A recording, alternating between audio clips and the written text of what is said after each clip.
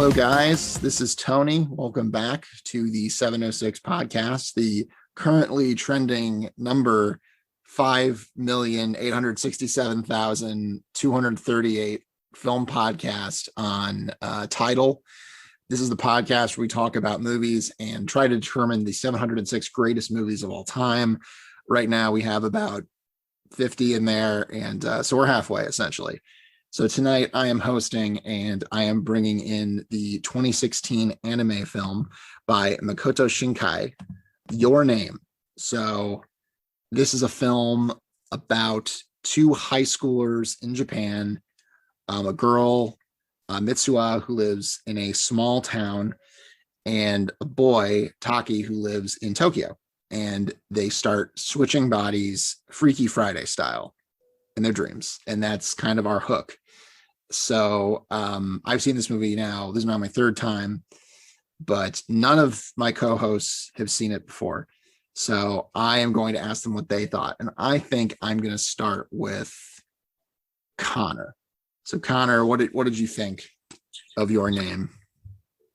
Tony, thank you for choosing me. I feel put on the spot. This time I'm hesitant about my opinion. I find that I might need guidance in my opinion, but here's what I thought. I was struck by, first of all, the animation style and how it compares to, say, Spirited Away, which we watched recently. Struck by the use of the light, the glossiness, the use of CG sometimes. A very unique feeling that this light, this kind of twilight sometimes, this soft lighting that pervades everything, this kind of sensitive attention to detail, which again leads into the kind of tone of the film, which is this pervasive, sensitive, pleasant feeling, which this movie creates overall. And it feels somehow very modern. I hope we can pull this out a little bit as we discuss further, but there's something that's very intrinsic to the appeal of this movie is so, I think, anchored in, the late 2010s, maybe early 2020s. There's a distinct feeling here about the kind of life that is aspired to, the kind of existence, the sort of reason for being that sort of seems to run through. There's also something about it that I think is lacking or kind of empty or hollow to it. And maybe that's part of my own weird, like, obsessive, kind of contrarian feeling, or my own kind of crotchety feelings, which I've been having very strongly in the past, months or so of my life. I've been very crotchety about these modern things. So I agree. I'm bringing too much of myself to this evaluation. This is sort of how I'm tending to think about the movie. I think it's touchingly written, beautifully animated, of course, very effective. It captures a kind of sensual a feeling that's very difficult to nail down. And I think it's absolutely laudable for that. But I wonder what kind of the value of it is overall. And I guess I could summarize my critique by saying, well, it's Freaky Friday with a little twist. And what do we get out of it beyond that? And how does this really, what does this tell us about love? What does this tell us about relationships, other than being an interesting kind of premise, an interesting kind of tool to create a kind of wistful feeling of nostalgic love or longing? It doesn't need to be more than that. I don't know, but somehow I longed for a bit more out of the movie than I got. But maybe it's also because I'm not seeing everything that I might have. But I will say that it captures a kind of a sense, a feeling that is very modern, I would say, and I admired a lot for that. That's my initial take. The blanket has been dampened thoroughly. Thanks. No, I'm kidding. All right. Let's go with Anthony. All right. So I picked this movie last week. I think we're hoping to nab some of the anime fan base that's rampant online. And if we could get just one, we'll have doubled our viewers. So that would be great. But I think in terms of the story, in terms of the film, I'm similar to Connor. I feel a little middling, honestly, at times. And I have a number of reasons I think I could explain why I feel middling. I think one is, I just got to say this about the movie itself in terms of the structure and the way the kind of things happen sort of as it goes along, which is like, this is not obviously a movie where there's much of a logical explanation for things happening. On the Kingdom Hearts scale, this is firmly in the sort of chain of memories territory in the way it kind of wants to set things out. But with that being said, if you're willing to give yourself up, there is a lot going on in this movie. What starts off as a Freaky Friday-esque, impetus for the film quickly becomes this sort of like sci-fi, like time travel-esque narrative about that. Honestly reminded me a little bit of Our Origins in a sense, in this kind of emotional tone that's willing to want to try to explore something grander, something as much about the climate, the universe, your place in it, and the way your love can kind of traverse time and space in its most almost literal sense here. So I think it has like a lot of ambition and a lot of great ambition. I don't know if it fully succeeds. And one thing I'll bring up is I usually kind of hate this like argument, but I really wonder, like in the way Connor was kind of getting at, is who this movie's for. Because I almost wish I saw this when I was like 17. Because like Connor was kind of saying, and how it doesn't give you more in the sense of romantic love, to me, it gives me a certain attempt at kind of a teenage love, the sort of high school kind of feeling that you may have. It doesn't have the sort of emotional resonance, because when those body switches are happening, it actually fairly goes away pretty quickly in the grand scheme of the movie, which is like an hour and 45 minutes. The body switching thing is probably wrapped up in like 30. I wasn't keeping track of time, but I thought, honestly, because I hadn't seen this movie before, that was going to be the general conceit for the whole movie. And it's kind of gone away. And by the time we get to the end where they're searching for each other and stuff like that, to me, at least, there seemed a sense of hollowness because it's so centered on romanticism and grandness that had swept me up, but didn't quite fully carry me along with it. And so I have kind of middling things. There's a lot of things to praise about it, including the modernness. I love the fact that these teenagers are on their like Apple iPhones, essentially, which is something that still feels really rare in a lot of movies, animated or otherwise. The fact that they could just text, the fact that they're saving memories through like text and like their online diaries, and they're on talking about dating apps in the background, and on and on. And of course, this doesn't need to be said, but every scene, every still from this movie is absolutely gorgeous. It is up there with a lot of the best of Hayao Miyazaki in its own right. It's up there with, I think, some of the architecture of like Blade Runner. This is just like a gorgeous film. So I'll leave it there.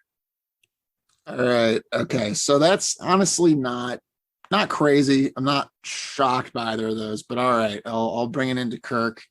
We'll see if we can pull his spring breakers here, but I don't know. We'll see. It is unpredictable. Yeah, a little bit of unpredictability is good. Tony, it's funny. It's a little ironic that you begrudged Nocturnal Animals last week for the idea of pandering, because I feel like this movie does pander in a way that feels artificial. It tries to capture a feeling, a longing, like the idea of sonder, which I one time explained to Connor. It's a made-up term, but the phenomenon of like realizing that everybody else in the world has deep and intrinsic thoughts and vast emotions just like you do, and we're all in the same world. And it's this kind of Tumblr meme almost. And I am a sentimentalist. Like I do like movies that are largely vibe heavy. And I feel like, I agree with Anthony. I feel like I would have really enjoyed this movie if I had seen it when I was like 15, maybe. And I'm not saying that that's just a linear scale of maturity, right? I think it's partly what Connor said about just kind of becoming crotchety, a little cynical. Seeing so many films in the last few years, kind of knowing what I want out of a film, knowing what I expect in terms of character development, in terms of, logic, in terms of how the various systems interact with each other, pacing. And then also there's part of me that wonders if this film would just be laughed out of town if it was created and produced in America, and maybe that sounds xenophobic, but I actually think that there is a large element of kind of people who enjoy Japanese media in the States who do so for the exotic and the kind of mysterious. And I think that is a real phenomenon. I think to dismiss that is to like kowtow to the idea of there being no, of overly political correctness. I think there is an element there, and it's not to downplay the skills at hand, the artistry at hand. The animation itself is some of the best I've seen. I feel like it's run at a higher frame rate than most animation. I don't even know, have anything to base that off of. It's just mainly a heuristic. Felt like it was very fluid. And the film did make me feel certain emotions that I think it's a testament to the film itself, because the story lacks much heart for me. Like, I don't know. I felt like a music video at times. And I don't know. I'm conflicted. I am conflicted because this is a movie I should like. It's a movie that I kind of do like. And I think it's sweet. I think it's cute. Do I think I can take anything away from the film, as Connor stated? Not really. Is that a prerequisite for making good cinema? I don't think it is. And I try to understand what the themes of the film are. I think probably one of the most important would be like the fabric of time, but then, how is that at all related to our place in the world in terms of kind of the linearity of time and space that, in the universe we live in, is that, and then you're like, are there some mystical Japanese elements here that I'm not understanding, that, reincarnation or something that I'm not fully understanding, fully grasping? And do I sound like kind of a brass head, like kind of a dumb dullard? But, I'm really glad I did see it, Tony. I will say that. I'm really glad I did see it. So I'm conflicted. I am conflicted because I do feel like it was pandering a little bit. This is a case where I feel like you're going to tell me about the movie and I'm actually going to agree with you, and then I'm going to feel better about it. So why don't we just let you do that? Because that's what's going to happen. And I'm okay with that. I'm not ashamed. I'm suggestible. I feel like there is stuff here and I'm probably missing some big themes or like some of the genius of the film itself. And so I want to hear about it. So that's just my kind of like my national opinion right now. Okay. I thought you were saying you're going to start saying your nationalist opinion. That's my nationalist opinion. No American can get away with this. We're all nationalists now. It's a nationalist film podcast. Do you know who agreed with you, Kirk, or is the Academy for the Academy Awards? Because this movie was not even nominated for Best Animated Feature, much to the chagrin of every anime fan on the internet the year that came out. I believe Zootopia won. So, whether that's a better or more trenchant film, your mileage may vary. I would submit that it is not. But anyway, it's a digression.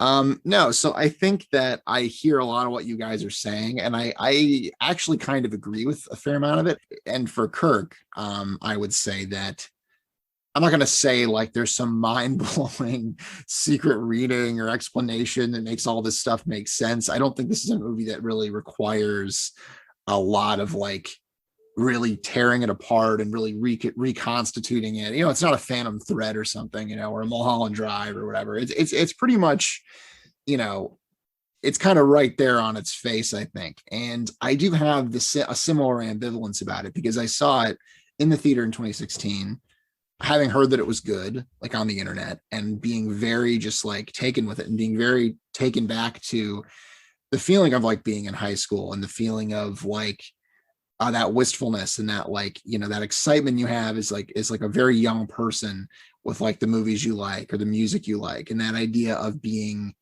transported and excited by something, which happens not as much when you're an adult, or maybe it happens in a different way, maybe a more sophisticated way. I don't know.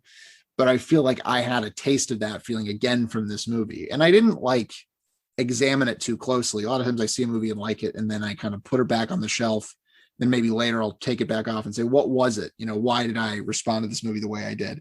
So, I mean, I do think that, I mean, first of all, the most obvious thing, and I think you all at least alluded to it. This is, to me, this is some of the best animation I've ever seen. I mean, I think that it's kind of a tragedy that mainstream American movies after Shrek just were all CG. They only do CG now, and obviously they still make traditional animation on like television and certainly in Japan.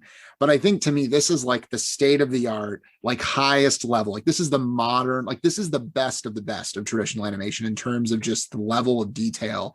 Like the lighting is so amazing. The use of like lens flare, the use of depth of field, it's just so next level. It's just like, and I think when Kirk is talking about the frame rate, I don't think it's literally the frame rate. I think it's all those other effects that create realistic lighting and realistic sense of depth, the sense of this is like you're looking at a real environment. Because even in something like Spirited Away, which is still kind of a different style, frankly, still absolutely gorgeous when you watch it, but it doesn't have that same sense of like lushness, that same sense of depth, that same sense of almost reminded of in live action films, the Blade Runner sequel, where like every single scene was like just the most immaculate, most like visually gorgeous, the most like sumptuous, like every scene. And there are times in this movie where it's blatantly just an excuse to like show you this beautiful thing. Like the fact that they have to meet at magic hour. Like why? Like how does that tie into the rest of the conceit? It's never explained, but it's just so we can see them at magic hour. You can see the sunlight, the light change on their faces and kind of that orange glow. But that's like a level of detail that you never see in traditional animation. And I just imagine being someone who hasn't seen an animated movie since Shrek, watching this and just having their mind blown. And that's something none of you are going to argue with. Obviously, this movie is gorgeous. It's like a series of desktop backgrounds, essentially. I think the music is very good as well. There's a Japanese rock band called, I think, Radwimps that did the score. And I think it did a pretty good job furthering that like very high school, very Tumblr kind of aesthetic, which I think if you're in the right mindset, it just hits for you. I love the pop punk moments in the score, the ballads. I think they're exactly right for what this movie is. Now, as I said, I do share some ambivalence about the movie because yeah, I do think it is like kind of emotionally manipulative. You know, I do think that these are not the most like well-developed three-dimensional characters. I would even say, and this would be the most damning thing, would be I have some kind of philosophical quibbles with the movie. I think the true Tony version of this movie, the version I would make had I come up with this, which obviously I didn't, right? But if I were advising him on the script in the very early stages, I would have said, I kind of don't like the way they just end up together, right? And I'll say real quick about the twist halfway through the movie. So this movie starts off with the Freaky Friday setup, but halfway through a movie, there's a twist and the movie kind of changes and becomes a different movie where we discover that Mitsuo, the girl, is actually dead. She's been dead for several years because her town was destroyed by this comet. So now Taki has to figure a way to kind of travel through time and save her, which I think I like a lot. I love the sequence of him drinking the sake and having that kind of vision of her whole life. And they changed the whole animation style and you see her like conception. It's just this amazing, and it just in these little glimpses, you see her whole life and her mother dying. And it's a really beautiful scene. But I do think the way all that ties up, where not only do they save the town and they say like, oh, they're almost all saved. I'm like, so some people still died. Like we're going to hear about them. And then they end up together at the end anyway. Like it's almost like every good thing happens that can happen. Right. And I almost would prefer a more complicated movie where he's faced with the choice to save the town or get the girl or something to that effect, or not having to mess with the timeline. Like there's this classic Star Trek episode where, you know, they have to let the woman die that Captain Kirk, I think it was Captain Kirk. He falls in love with this woman in like the 1960s New York, and then they have to let her die because that's what happens in the timeline, and they can't mess up. If they let her live, it causes World War III or whatever. That more aligns with my own worldview and my own philosophy with regards to the time stuff. Like that seems more correct and rigorous, that you can't have your cake and eat it too, right? You have to sacrifice something, right? But when I'm watching this movie, I don't think about that at all. I get completely swept up in it. I get completely swept up in the images. I get completely swept up in the music. I love even just the little comedic moments. I think they just work. The little lines, the banter with the characters. I love the movie is weird structure. The fact that because there is kind of a narrative sloppiness, I think, especially in the first half, where scenes will kind of stop and start in a way that's almost unmotivated. I feel like I'm criticizing this movie more than I'm praising it almost, but there is like in the first half of the movie, I think scenes will kind of start in a way that's kind of choppy or unexpected. Like the movie opens in kind of a weird way where Taki wakes up as Mitsuo, and then in the next scene, it's just Mitsuo. So it's kind of confusing. And then there's like a number of things like that, just kind of weird editing, and like things are kind of unnecessarily confusing. But I think once this movie really hits its stride and hits that second half, it just really ascends into that emotional stratosphere, you know? And I think that while it is emotionally manipulative, you never call it that when you're the one being manipulated. It successfully manipulated me. So that was very scattered. As far as the themes though go, I think the key to this movie is its final bit, the last like 10, 15 minutes where he's just living his life as an adult in Tokyo. I think this is about being a bored grown-up who's lost touch with that magic feeling you had in high school, when you have your first relationships, when you're discovering who you are, when you see the world as bright and full of possibilities. And then you become an adult and you see doors start to close and you become more aware of your own mortality, and some of the romance is taken out of life, some of the sparkles taken out of life. And I think that there is, in some people at least, a sadness because that world that existed for you in high school kind of disappeared without you even realizing it. And in this movie, this is kind of literalized in the sense that there's this town, this like little beautiful town by this lake that has been destroyed, you know, by a comet, and everyone there has been killed, right? So it's about kind of rediscovering that joy and the way that romance, the way that love can reignite that in its way, where we can find our way back to that sense of possibility and that sense of joy, the sense of the world being full of excitement and possibility. And I think that is what the movie says. I mean, you can boil that down to like, love is good, right? I mean, it's not like a super complicated or rich text about these themes, but you know, on that level, it works for me. So, you know, that's basically why I like this movie. This is kind of a eureka moment for me, but the idea that almost, you know, this is the love element almost loses me because, you know, what you're telling me, Tony, almost makes me think it's almost as if, metaphorically speaking, somehow Mitsuha is the younger Taki in a way, that these two places, one, the kind of the crappy town, right, the rural town, which is beautiful and full of tradition and history and, you know, thousands of years of depth and meaning, but in the moment feels unsatisfactory, right? And there's this longing to go to Tokyo, right, to experience the pleasures of life, right, and freedom. You know, that represents a kind of childhood, you know. And then Taki, though of course they're both kids, they're both teenagers, right? Taki is the one who gets to be the adult, and somehow they manage to somehow come together, right? That this kind of represents, and you've given me a metaphor, which is, I guess, is what I'm always looking for in a movie. I want some kind of allegorical reading, which is a flaw in my own, you know, style of analysis. But you want these two pieces to come together, right? The sort of, that is the kind of childhood and the sort of adulthood to kind of to meet, and that it is a sort of a search for a lost childhood. I think that's very, very interesting. I just think that in this case, you know, whereas I thought the movie was kind of working towards something interesting, and I guess it's just a Freaky Friday scenario about learning about what it means to inhabit someone else's body and walk in their shoes, right? I thought that was kind of derailed by the sort of love element, and it ceases to be about, like, you know, what Taki knows about Mitsuha or what Mitsuha knows about Taki from their experience of having exchanged bodies, which I thought was a little bit of a wasted opportunity in a way. You know, I think it's like, you know, what fascinating moment is the moment where, you know, Mitsuha forces Taki to like go on a date by setting up the date when he's not in his own body, right? That's like an interesting moment. It's you know, it's a wacky body swap scenario, but a significant moment where he meets this girl and this woman who's, I think, a little bit older than he is, I think.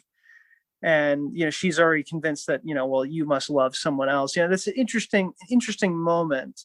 And interesting, this idea of what if you had control of someone else's life, what would you do? And that raises the question of like, well, if I'm not in control of my own life, what would I do? You know, this question of being able to get outside of yourself, and maybe that's kind of what love is all about, you know, being able to kind of be very intimate with someone, but also to be this other force that can observe and be more objective about your life somehow. then you can be, I think there's something interesting about that, but I think it's just, I don't know. I mean, it can tie into the love and relationship theme, but I don't quite see it there. I don't know. Now I'm rambling. When you say love, I feel like this movie, it couldn't not be like a romantic movie or a love story, right? That's kind of fundamental to what it is. What I would have thought is you would have said like the second half with like them saving the town feels not of a piece thematically with the first half, right? Or is that completely off the mark? Are you just saying you wouldn't want the romantic element at all, which I think would fundamentally change the movie? Sure, I would have to concede that, Tony, that romance, that the sense of, let me put it this way, the quest for wanting to be united with that other person, as opposed to simply the puzzle of having exchanged bodies, the fact that it instantly becomes kind of without question this matter of, I love this person. There's something, I don't think the movie ever establishes really why they love each other. I know that sounds silly because of course these two protagonists, but there's something kind of weird about that, right? Initially, it's, from what we can tell, they've already switched bodies, but from our perspective, the first time we see the body switch happen, so to speak, is Mitsuha saying, I wish I could be a handsome boy in Tokyo. Now, of course, the body switch has already happened. So like her desire is not to find a lover, it's to be a boy. You know what I mean? It's to be someone else. So there's something hard to square about these two kind of modalities of desire, of being someone or of loving someone. I think they're so different. And like, are we supposed to believe that because I've swapped into the body of woman and I felt my own boobs, but then I'm in love with that woman? Like, is that how that works? I mean, I know there's other factors here. There's familiarity that's built up and love that's built up through experience of each other's lives. But anyway, sorry, I rambled enough. Kirk, sorry.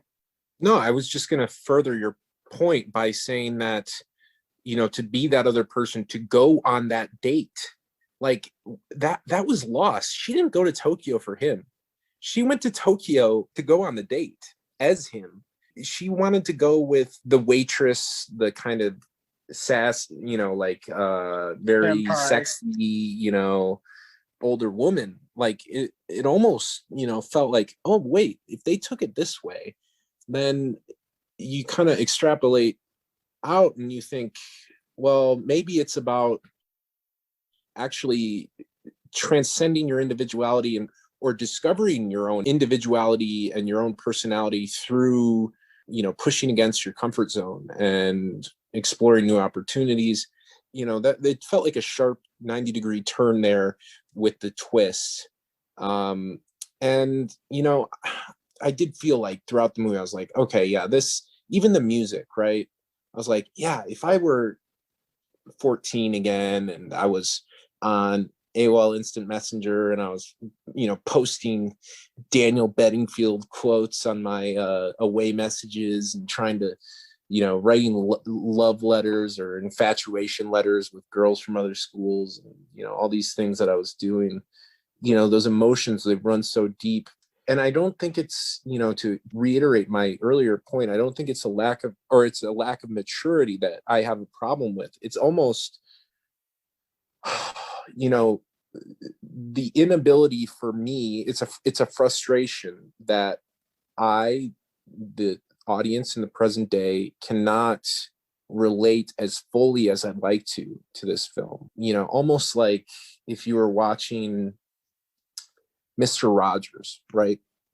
And you're like, oh man, this used to do something for me, and it's not working in the right way, and it's not hitting the same neural pathways. And you're wondering what's wrong with you, the current viewer, the present day viewer. And I think, I wish there was a little more drama or a little more exploration of, themes of loss. I think, the whole she's dead, it was very clear that wasn't going to last. So then it became kind of like, we became safe again, like very quickly as an audience. Like we were not exposed to the idea of losing Mitsuha as a character, in my opinion. Like I kind of knew that wasn't going to be allowed to happen.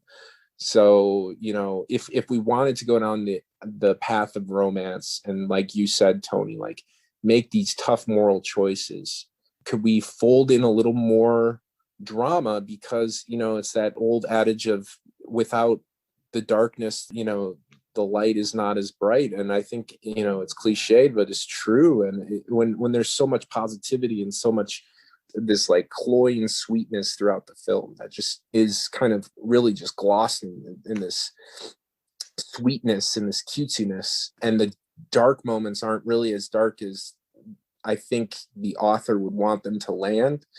Or maybe I'm just the wrong target audience. That's probably the case. But either way, I do feel like there was stuff left on the table that could have been utilized. And I thought there's great potential, certainly. And so anyways, Anthony, I'm sure you wanted to respond to what Connor said too.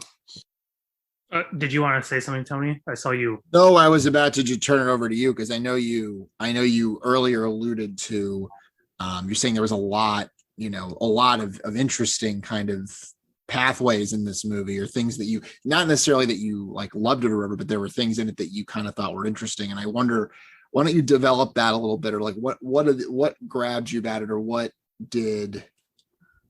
Well, in a sort of rebuttal, I guess you could phrase it that way, to Connor and Kirk's point, I think we have to kind of establish is I don't think the movie is necessarily interested in about why these characters are in love.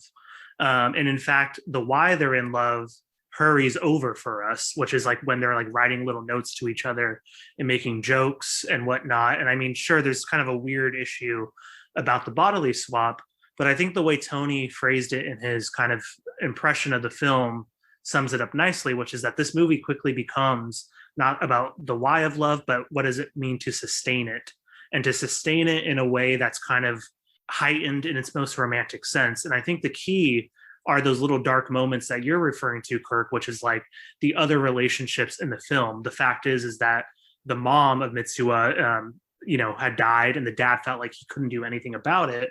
And he ends up kind of being kicked out of the home almost in a way. And it's a very quick scene. It's a very tragic moment. And we also get the most realistic version of a relationship, which was the friends from high school that we get towards the end again. And they're kind of joking about their wedding. And, he's kind of like, I thought you said you wanted this wedding. And she's like, no, I think I want this. And we should go to this convention. And like, it's so grounded in the kind of little rituals that you kind of have to get through when you're in that moment.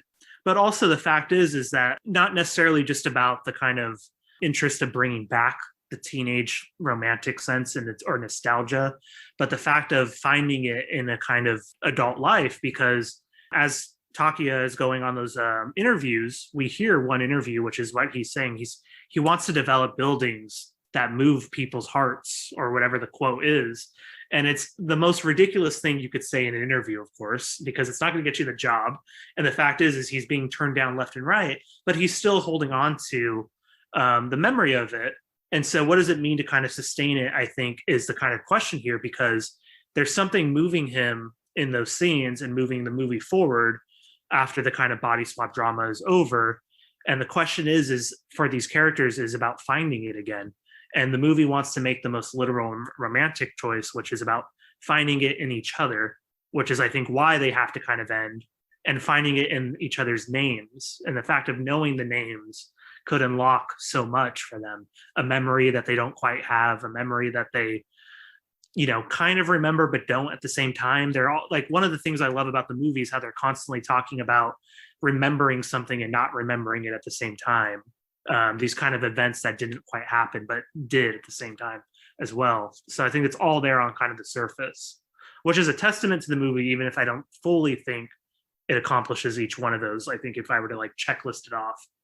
Are they falling in love with each other or with each other's environments, right? Like, because they're never truly getting to know I don't know. Like they're interacting with their friends, their family, their schoolmates, their coworkers, and then the towns. And it feels like it's almost like the exact opposite of what you would want in a relationship, where it's all the extras, all the accoutrement, and none of the actual personality, substance, none of the responsibility. I mean, there is some shared responsibility with working and, eating and all that, but I feel like kind of a little bit like Robin Williams. I'm sitting at the pond. I got Matt Damon next to me. We're in, Cambridge, and I'm saying, the fuck do you know about love? You think you know about love because you read some fucking Joyce? I know about love, okay? I listened to my wife farting in bed for 10 years straight. I know about love. No, it's something about that, right? Like, and I know, Anthony, you know that too. I'm not talking to you. I'm talking to the director or the character, maybe just the characters. Like, how can you possibly be in love? Like, what does that even mean? Like, what does love mean to these characters? And I'm obviously taking it too seriously. No, and I'm obviously being a curmudgeon. Go ahead. Now, I would rebut it just a little, which is I still think the romance of like why they're in love is a little ridiculous. But I will say is I think one is it speeds it along because I still think it's not interested in the why. But the fact is while they're inhabiting each other's body, they bring out the best version that those persons could be, or at least the best versions that they think themselves could be, which is the fact is the guy could get the girl, the guy could bring out his feminine side, he could talk with his friends, the girl could, like issue these things and be a little bit more forward than she might have otherwise been. And that I think is kind of the classic romantic sense, right? Which was like you bring out the best of your partner or partners, I guess, depending on how you have your relationship. What does he do for her though? Besides, he can play basketball. She stands up for herself. She kicks over the desk when the guys are okay. Fine. I agree. Right. She does more for him than he does for her, but it's something. I think that they made the effort. Yeah. No, I see the idea of the why perhaps is less important, but I process oriented. Like I want a little bit more than this Twilight Hour chord stuff. I need to see some some abortions. I need to see some visits to Planned Parenthood, some domestic violence. No, I'm going too far. Anyways, a little bit more of that mimetic juice that we love, right, Tony? Sound like you watching Singing in the Rain. Like, why doesn't he murder her at the end? He finds out she looked with the sailor. I don't know. Anyway, well, that's okay. I think actually this is as good a time as any to transition into the voting. I know we haven't talked as long as we have in some, but I think we've got a good body here. So we don't want our ourselves to be an hour 20. But anyway, I'll transition into voting now. So I will start with Connor. I think Anthony is raising some points that make me say, well, yes, these things are all kind of intended, and anything that I can possibly say against it, there is kind of a valid reason for it being there. I would say at the same time, some of the same things that Anthony raises, you could kind of use against it and say, well, why, if so, why did it not do this? Why did it not do that? We could have explored, the relationship of of those other supporting characters more. So I guess I will vote no, but I think there's more to be found out about this movie. And I can't knock its incredible, I won't just say animation, but it's kind of overall tone, the feeling that it creates, which I didn't get to go on about how modern it is, but is very uniquely of the moment.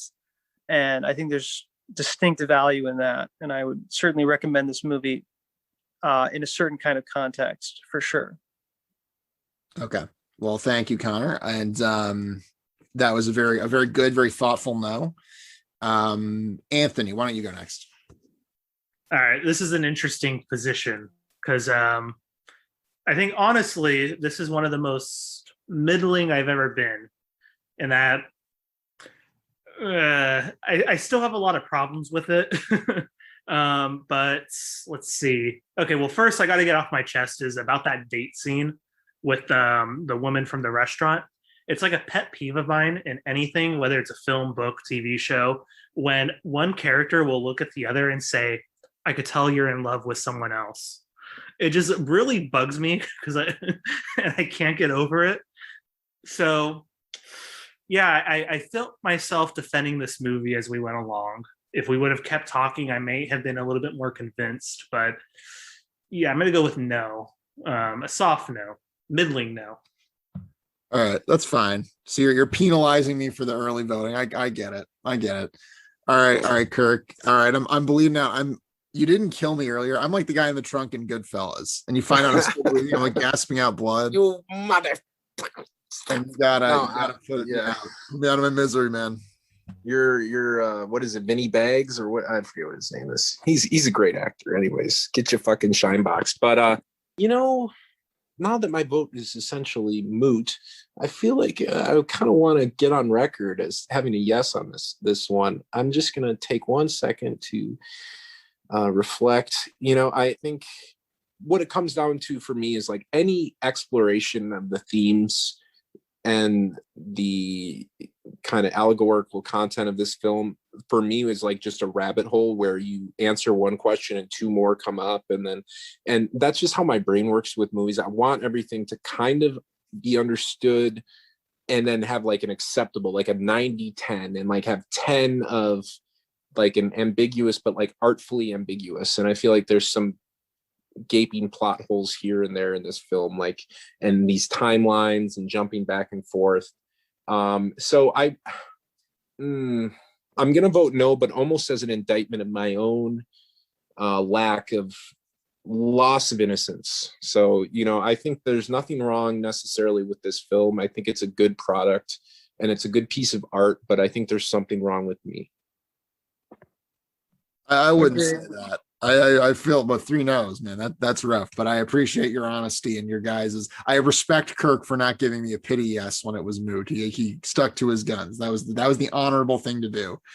But I will say just real quick, also, this movie is the 3rd highest grossing anime film of all time, which I did not know until today, but that's pretty nuts. Number 2 is Spirited Away. And number 1 is like Demon Hunter or something. It's out like now, which is kind of weird.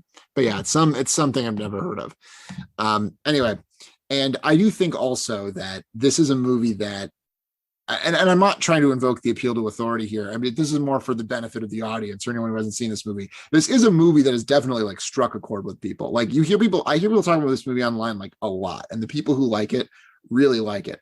So this isn't like a weird, like just me thing that I'm like really fixated on. This is a thing that like for some reason, and I don't know if I articulated just what it was. I think Connor was kind of on the right track with the idea of it being very modern. And I do think he's right. I do think there's something about this movie that feels very of its time in a way that a lot of things do not. It feels very relevant to a lot of things do not. But anyway, we can transition then to the final phase where the 3 co-hosts will pitch their own suggestions for next time. So who went least recent? I can't remember. It would be Mr. Connor. It'll be me. All right. So Connor, what do you want to do? I will elect to go first because I'm so confident in my choice. And let me say that, to Tony's point, I respect the love of this movie. It doesn't feel like a triple no. It feels like a more middling, almost there. We just happen to have, because we're all cranky old bastards who hate love. We all said no, but no. Okay, here's my choice. Here's my recommendation for you, Tony. Another tone piece I think you'll enjoy, which you have seen.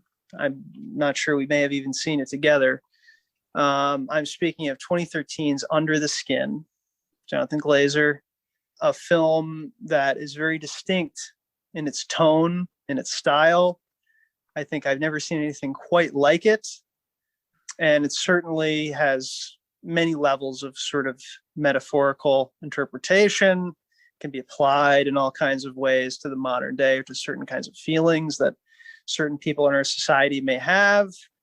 I won't say necessarily what those are, but certainly we can discuss that as we discuss the film. It's a fascinating case of adaptation. It's completely different than its source material, that manages to capture, on the one hand, the essence of kind of cool filmmaking, on the other hand, capturing the sense of the uncanny, horrifying feeling of modern existence. So I think it would be a cool movie to discuss for the podcast. It fits right in there in the dorm room classics. We were lucky enough to be of college age when it came out. I'd love to revisit it with you guys. All right, who goes next, Connor? Anthony or me? That's a very good question, Kirk. And you know what? Because you asked, I think you should go next. All right. I will indeed. By the way, I forgot to mention my favorite line from the movie. She says something like, "He'll know my name because he was inside of me." I mean, that's just pure fucking gold. That's so good. You know, honestly, that should be on Yeah, on she the DVD. wishes. Yeah. They would have sold so many more copies if they had put that on the, you know.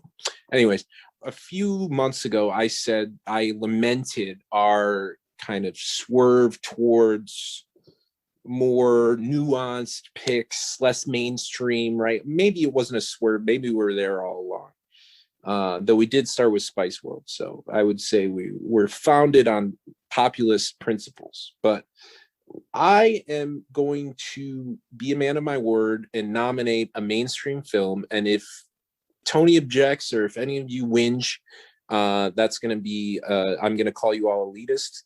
And this film is the perfect synthesis of kind of critical acclaim and populist appeal in the last 20 years, I would say. Maybe not. Maybe of the 2000s, right? That decade that we all grew up in. And that would be the Academy Award winning Lord of the Rings, Return of the King. I would love to watch this film. I know it's long. That's probably the biggest detracting piece. I also know it's episodic in a sense, but really, like, I hope we're not one of these people who's like, oh, you want to watch Star Wars Episode 9? We got to watch 1 through 8. You know, we can evaluate the movie on its own merits, and I think that's what the Academy did, obviously. And you know, it's so fucking good, man. The music is amazing. The score, and I don't know why I'm starting with that. The aerial footage, I mean, it's like pre-drones. Like, they didn't have drones. They were flying little prop planes all over New Zealand, weren't they? And, you know, it's just this cultural artifact that has kind of been buried, right? And now it's almost like, it's like this hidden reference that Gen Z doesn't really understand, but we know, like, you know, the millennials, we have access to that. And, you know, it's kind of, I think it's special. It's really special to people of a certain age. And, you know, we can go as deep or as shallow as you want with it. And I think that's what really it lends itself to, that is the malleability of the discussion. But anyways. Strong pick so far. All right, Anthony. I hope you're bringing your A game, man. Those are some good ones. Those are some very curious picks. I thought when Kirk was giving that intro, I thought he was going to end up with like Live by Night or something. Let's see. All right. So the last few movies I've realized I've done: Evil Dead, Invasion of the Body Snatchers, Cosmopolis type thing. And I realized that, like the band Wilco or the Arctic Monkeys, our fans are clamoring for a return for the old Anthony, an Anthony type film. Maybe Tony's not the one to pitch it to, but I'm going to do one of my all-time favorites, one I have a poster of in my very apartment that hangs as we do this podcast. It's from a director we've done before. I don't know if any of you have seen it. It's 2001's Alfonso Cuarón's Y Tu Mama Tambien, the Spanish film from Mexico about two boys who essentially go on a trip with a woman and discover everything from sexuality to their masculinity to one of the greatest films I've ever seen discuss economic and its ties into the sociality of everyday living. It is Gael Garcia Bernal, Diego Luna, Maribel Verdú, and some of the greatest performances I've ever seen, and Alfonso Cuarón's greatest film, and also one of the greatest films of the last 21 years. So take that, Return of the King. Tell us how you really feel, Anthony. Wait a minute. So if Kirk and Connor, have you seen Y Tu Mama Tambien? No, as they would say in Mexico. Kirk, have you seen it? It depends. Who's that? No, I haven't seen it. Okay. I'm just wondering. All right. Very strong. These are 3 like AAA titles here, guys. This is an embarrassment of riches right here. I have seen all 3. And I like all 3. So why don't we do our rebuttals? Start with in the order we did it. We'll start with Connor. I have to say, first of all, I have to give props to Kirk for the ballsy pick of the Return of the King. Of course, we can argue, yes, it's out of sequence. I like the maturity just saying, let's skip to Return of the King. The question is, Kirk, can you tell us what cut are we watching? Okay, watching the director's cut, watching the 2006 DVD edition. What exactly are we watching? I'll let you answer that in your rebuttal. And Y Tu Mama Tambien, I'm ashamed to say it's a gap in my Gael Garcia Bernal filmography. I have no particular relationship to Cuarón. When I think of Cuarón, I don't have an image in mind. I don't have a feeling in mind. So maybe it's worth intentionally revisiting one of his earlier films, kind of his classics, that I can get a sense of who he is as a director. And I'm fascinated by Anthony's promises of its meaning. Perhaps it has the most meat on the bones, so to speak, of our films. But I don't think I have to make much of a case for Under the Skin. You know the sort of thing it is, Tony. It's masterful in its sort of purely cinematic qualities. It manages to capture a tone, what with the Mika Levy score that is so unique, and the shots of the Scottish countryside that are just etched into my mind personally, and that I'll never quite forget. All of those things, and also, right, the possible interesting conversation we could have about what it means to be stuck inside of a body, et cetera, et cetera. This movie made me think of it. I think it could be a very interesting, rich conversation. Great. That's a great wind up, great intro to that film. And also, since I asked for you two Mama Tambien, have you all seen Under the Skin? You have Kirk hasn't seen it, and then Return of the King we've all seen, right? Okay. I figured. I didn't see it until relatively recently in life. I saw it like 2 or 3 years ago. But anyway, Are you serious? Wow. I'm dead serious. Yeah. I watched all 3 extended editions in one sitting with my friends. We had a whole day Lord of the Rings marathon. Oh my gosh. It was it wasn't boring. It was good. If you can binge watch, a season of Breaking Bad or something, you can do that pretty easily. Yeah. All right. So, all right, then it was Kirk. Okay. So, I mean, to answer Connor's question, I wouldn't dare make you sit through, what is it, 6 hours is the extended edition? Is it It's 4 hours. 4.5? Okay. We'll just do the theatrical release, I mean, maybe that's a detriment, but I feel like I'm pushing my luck with the length of the film already. But it's an easy watch. Oh, Connor wants to watch the long one. Sure. Everyone watch whichever one they want, and then we'll try we'll tape it together. No, I will just say we should probably watch the theatrical release. I agree. I think that's the prudent move. Yes. Yeah, just for pacing and everything, right? Like that's the movie that won the Oscar. I will say with regards to the film that I, embarrassingly enough, have not read Lord of the Rings. I mean, that's pretty embarrassing. That's a big gap in my young adult acculturation. I don't know. It just I missed it. But I say that to say that if we did the movie, we would have a conversation that might at once piss off, hardcore Tolkien heads and Chads at the same time. We would kind of forge our own lane forward, looking at more theatrical elements as opposed to, diving into like a textual analysis. And I don't know if that's good or bad. I think that's it's less pressure, but at the same time, it's more liberating, and we can really discuss scenes that jump out to us. We can discuss how the film, stands on its own merit. And it's a unique opportunity because I think a lot of people do, kind of fall back on the crutch of watching them in sequence in order.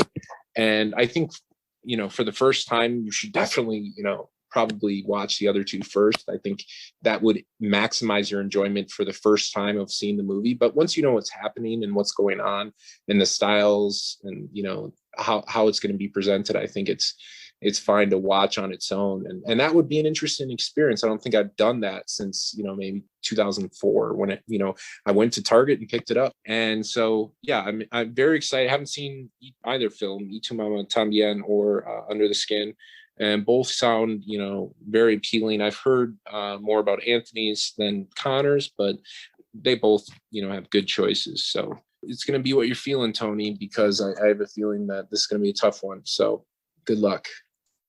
All right. So let's see.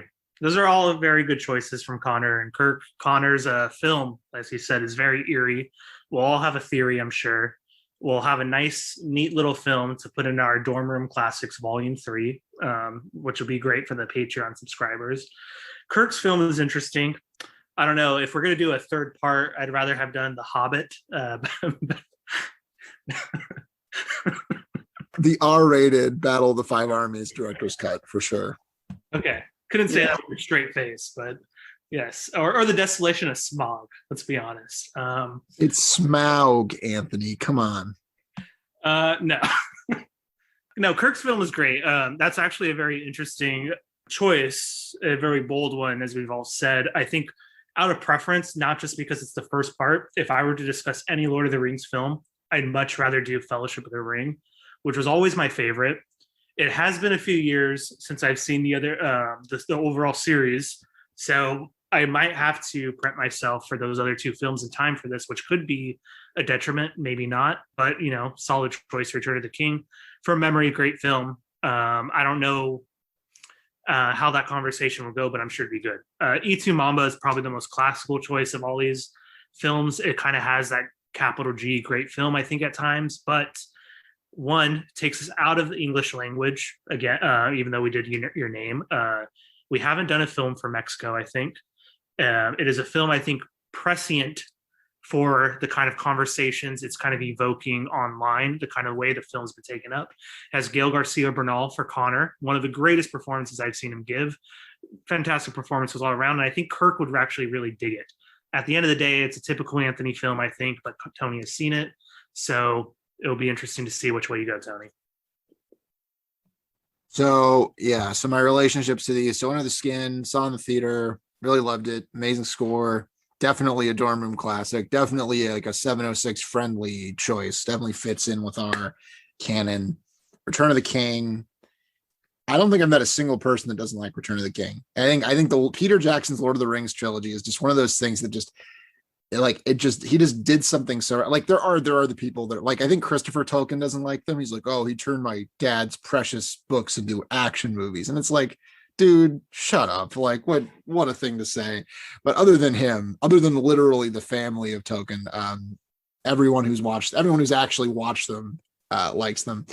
Ichimama Tambien is a really interesting movie. And also, how do I put this? It's very Anthony, you know what I'm talking about. It's the type of film that you want to watch with your kid. It evokes a lot of conversations. Let's just say you're going to be doing a lot of the scene in Wolf of Wall Street where Jordan Belfort's like biting his knuckles. There's a lot of scenes that will make you do that in Ichimama Tambien, which is not something I can say about almost any movie. I think this is the hardest decision I've ever had because these are all worthy of episodes. And again, I got to give props to Kirk for the balls of just saying Return of the King. Let's do it. Just skip into number 3, doing this big old classic. I do think we've been skewing a little bit. The last couple movies we've done have been pretty famous, pretty big, but these are all pretty big, famous movies. Honestly, the sole deciding factor for me is the fact that Connor and Kirk both have not seen Ichimama Tambien, right? So I think this is a good opportunity to watch a canonized big movie that half of us have not seen. That opportunity doesn't come up that often. So I think for that reason alone, it'd be good. And it's worth doing anyway. They're all worth doing. And I would recommend you guys suggest these later. But yeah, so that's my pick. Wow. Okay. Interesting. I think, guys, just a warning, make sure you have a little tequila on hand or a beer, cerveza, as you put on Ichimama Tambien, because you will need it. So thank you, Tony. I'll be looking forward to this one. Okay. Maybe you warn your parents by my side as well. And I'll have what she's having.